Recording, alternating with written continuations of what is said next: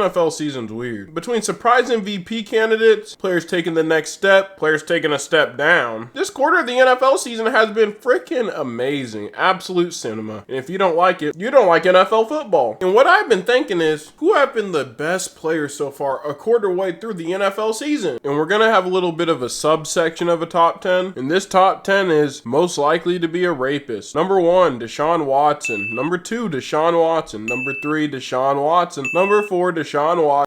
Okay, now that we got that list out of the way, let's get into the important stuff. Number 10, Dak Prescott. I don't like the Cowboys, but I do like Dak Prescott. You can separate the art from the artist here because Dak Prescott has played unbelievably good. He does this almost every year, throwing 4,000 yards or 30 plus passing touchdowns year in and year out. And honestly, he's a little disrespected. I'm about to wash my mouth out with a fucking gun for complimenting a Cowboys quarterback, bro. So far in 5 games, Dak Prescott has thrown for 1,356 yards, 10 touchdowns, 3 interceptions, average of 101 passer rating. Last week he had 237 yards, 4 touchdowns, 0 interceptions against the Jets. The week before that against Green Bay, he went for 319 yards, 3 touchdowns, 0 interceptions, had 100 plus passer rating in each of these games. Now, if you're wondering why I didn't put him any higher, is because he's on the Dallas Cowboys. He's on the Dallas Cowboys, and because he's on the Dallas Cowboys, I'd rather put a fish hook in my literal tip, but he should be an MVP candidate. He's probably one of the best quarterbacks in all the NFC, if not the best quarterback in the NFC, and that's all I'm gonna say because he plays for the Cowboys. And if you're a Cowboys fan watching this video and you think I'm biased against the Cowboys, I pray to God you forget to pull out and get your girlfriend pregnant right now. I pray to God that you get your sneaky link pregnant. I pray to God you get your mom pregnant right fucking now. Number 9, I put 2 players, Justin Jefferson and Emeka Egbuka. We're gonna go by Justin Jefferson pretty fast because we all know why he's great. We've all seen him play for years and years now. So far this year he has 449 yards, 29 receptions and 1 touchdown. The last 2 weeks he went for 120 plus yards in his last 2 games against the Steelers and Browns, 2 very good defenses. And he's all around unguardable. He's had 1,000 yards for every year of his career. And it's not like Mike Evans' fraudulent 1,000-yard seasons. This goes 1,400 yards, 1,600 yards, 1,800 yards, 1,500 yards. These are legit all-pro first-team wide receiver 1 in the entire league type season he puts up year in and year out. Enough about Justin Jefferson. Emeka Egbuka. He's a top 3 wide receiver in the league, and I really believe that right now. I believe one day he might be the best wide receiver in the league. I could see him winning an Offensive Player of the Year in the future, but it's only 5 games and he's a rookie. So far this year, through 5 games, he has 445 yards and 5 touchdowns, including last week having 163 yards and 1 touchdown. In the week before that against Philadelphia, in a great game, he had 101 yards and 1 touchdown. He's really consistent so far through these 5 games. He's looking like the wide receiver 1 in the league, maybe. He is fast and his route running is unbelievable. He's always wide open in the end zone, or he can make an impressive catch. Tampa Bay's offense is about to be elite with Bucky Irving, Baker Mayfield, Mike Evans, Chris Godwin, and now Emeka Egbuka. I can't wait to see him fully healthy. It's going to be ridiculous. And these 2 are my number 9 players in the league. Number 8, Jonathan Taylor. Probably the best running back in the league. He averages the most yards per game in NFL history. He has 2 100-yard rushing games so far this season. 1 where he went over 150. And 1 where he had 3 touchdowns. Hell, he has 2 separate games this year with 3 rushing touchdowns. And any year he's fully healthy, going to be one of the best backs in the league. Last year he had 1,400 yards and 11 rushing touchdowns. 2 years before that, he had 1,800 yards and 18 touchdowns. He's simply one of the most talented backs in the game. He can catch the ball, he can run the ball, he's one of the best pound-for-pound runners on the ground. And him and Indiana Jones just put 40 points on the Raiders last week, which is just like, holy fuck, Rodney King called, he wants his ass whooping back. Anywho, number 8, Jonathan Taylor. Number 7, Myles Garrett. Probably the best defensive player in the league, probably the sexiest defensive player in the league, while being the strongest pass rusher as well. Can't stop him, he can put a move on you, he can run you over, he can beat you on the edge. This dude's ridiculous and sexy.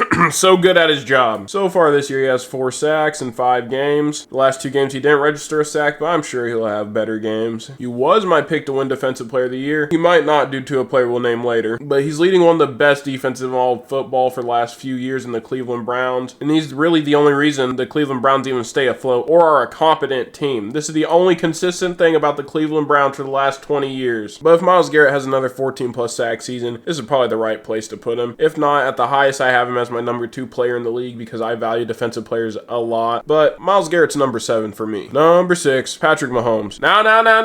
My lips are dry for a reason because I ain't glazing, I promise. Patrick Mahomes has 11 touchdowns in total, 3 rushing, 8 passing touchdowns, to only 2 interceptions. He's been the only reason the Kansas City Chiefs even look competent. If you watch their games, you will know that. If your team has played him, you will know that. He might have lost yesterday, but he had 2 touchdowns yesterday and 1 pick. That was pretty bad. He's He's usually my consensus number 1 player in the league, but as of now, if we're going based off this season, I can't put him at number 1, even though you know I love Patrick Mahomes. Hell, there's a jersey right there. I can't goon in peace if I put Patrick Mahomes at number 1. I'd like to be a little bit more objective than that, even though I don't really keep myself too objective, because I do have favorite players, believe it or not. But Mahomes will bounce back. He'll have a pretty good season this year. I think he'll have 30 plus touchdowns combined, if not 30 passing touchdowns. He's on pace for 27, but I believe he'll pick it up once he gets all his receivers back. Rashee Rice is coming back. And yeah, Patrick Mahomes, number 6. Number 5, Puka Nacua. Puka Nacua is having one of those years where it's like, damn, is he the best receiver in the league? We see it once a year by a random wide receiver. Not saying Puka Nacua is necessarily random, but compare his talent to guys like Justin Jefferson, compare his talent to Jamar Chase, Devontae Adams, the Tyreek Hills of the world, all those kind of receivers. And it's like, damn, this nigga? It's the same thing with Cooper Kupp a few years ago for the LA Rams. Having the greatest receiving season of all time, having one of the greatest playoff runs of all time, winning Super Bowl MVP, and winning this Triple Crown. First person to do it in almost 20 years up to that point. But homie wasn't too talented for real. He was in a real right place, right time type of shit. And honestly, I think it's thanks to the quarterback they have way more, and that's why you'll see him later on the list. But Puka Nacua is probably going to win Offensive Player of the Year. He's absolutely going off. I already said he's going to lead the league in receiving this year, just knowing how the LA Rams work with their wide receiver ones. You could put him at number 1, and I really wouldn't blame you, but me personally, there's a few players I'd take over Puka Nacua in the NFL, so I'm basing it off of that as well. But bar for bar, performance for performance this year, you could argue he's the best player in the whole damn league. Number 4, Matthew Stafford. Matthew Stafford in the last 2 weeks has 6 touchdowns, 0 interceptions, 100 passer rating in both of these games. Granted, he lost to the 49ers. Go fuck yourself, Rams. No, really, do it. Right now, right in front of me, do it. This year, he has 11 touchdowns to 2 interceptions. He has 107.3 passer rating. He's leading one of the best offenses in the NFL. His wide receiver one is now having one of the all-time great seasons once again, just like Calvin Johnson and Cooper Kupp before him. He's really consistent. He's been way more efficient in recent years than he was at the start of his career. And if you believe Eli Manning is a Hall of Famer, Matthew Stafford is a walk-in Hall of Famer. I do not care. He has a 66% completion percentage. He led up one of the best defenses in the Philadelphia Eagles for 196 yards, 2 touchdowns, and 1 interception, almost giving them their first loss of the season. But Matthew Stafford will place himself in the Hall of Fame if he can win an MVP this year. I think out of all the years he has left, really, this is the one year he can win an MVP and finally put that on his resume. If he wins an MVP this year, I'm rooting for him. As a 49ers fan, go Dot. Yeah, Matthew Stafford has been the 4th best player this year in the league, in my opinion. If you disagree, okay, I don't got anything snarky to say. You are a bitch. Number 3, Nick Bonito. I said at the start of this year, Denver, you might have a gem in Nick Bonito. This dude in 5 games has 7 sacks. He had 2.5 sacks against the Philadelphia Eagles. Granted, their offensive line is hurt, but it's still one of the best O-lines in the league. The week before that, he had 1.5 sacks. The weekend before that, he had 2 sacks. Granted, his pace will probably slow down, but he's my favorite to win Defensive Player of the Year right now, if I'm being quite honest. Denver, you might have a generational defense once again on your hands. Patrick Surtain and Nick Bonito on the same roster. Y'all might have back-to-back Defensive Player of the Years drafted by y'all as well. If I was a Broncos fan, I'd be pretty hyped. But granted, y'all don't got the 49ers record, so like you can't be too hyped, bitch-ass Nick. And not to mention Broncos fans, what's the biggest blowout in Super Bowl history? But instead of insulting Broncos fans, you guys have a gem in Nick Bonito. You could argue he's the best player in the league based off a quarter of the season. Stats are ridiculous. I'm not sure if he's going to replicate it, like I said, but my number 3 player so far is Nick Bonito. And tell me if I'm saying that fucking name wrong. It doesn't sound right. Number 2, Josh Allen. You guys know I'm a little bit of a hater of the Bills and Josh Allen, but man, this motherfucker is good. He's one of the most talented quarterbacks in the league. He has 9 touchdowns, 2 interceptions, and in the best game of last week, he took a great loss to New England. Probably going to change another rule because of this. Josh Allen's playing at an MVP caliber once again this season. He'll probably win the MVP again, even though that's not who my vote is going for, and you'll see in a second who it would be going for. He has 3 more rushing touchdowns as well, tallying 12 touchdowns in total. He's leading the Buffalo Bills to another playoff year. He has a winning record. He's going to win the AFC East once again, the weakest division in football. They're 4-1, the number 1 team in the AFC. Josh Allen probably will win MVP, like I said. He's averaging 70% completion percentage. So if he keeps this pace up through the rest of the year, it might be the most efficient quarterback season of all time, but I highly doubt it. All that Josh Allen needs to do is get past Mahomes, and then you can come talk to me about being the best player in the world. But through a quarter of the season, he's my number 2. Yes, I am allergic at putting him at number 1. My number 1 player is Baker Mayfield. I've always loved Baker Mayfield since he went out of the draft. Granted, I'm a Kansas State fan, so seeing him torch Kansas State year in and year out, that wasn't fun. But I love his moxie. I love his talent, man. One of my favorite players in the league to watch, really. He has led a juggernaut in this Tampa Bay Buccaneers offense. I love watching their game. games. Entertainment after entertainment after entertainment. I think they'll make the NFC Championship. They're one of the best teams in the NFC. They're really flying under the radar. This year he has 10 touchdowns to only 1 interception, averaging 104 passer rating and 1,283 passing yards total. Last week he torched Seattle for 379, 2 touchdowns, 0 interceptions, and 134.7 passer rating, man. There's no one in the league so far more efficient. There's no one in the league leading a better offense. He's been the best passer in the league through this quarter. And not to mention, against Seattle last week, he had an 87% completion percentage. All he has to do is not get a disorderly conduct charge or a public intoxication charge, and he'll be all good. But that's going to wrap it up for this video, y'all. Like, comment, subscribe. This is Zaza Sports. Catch y'all later.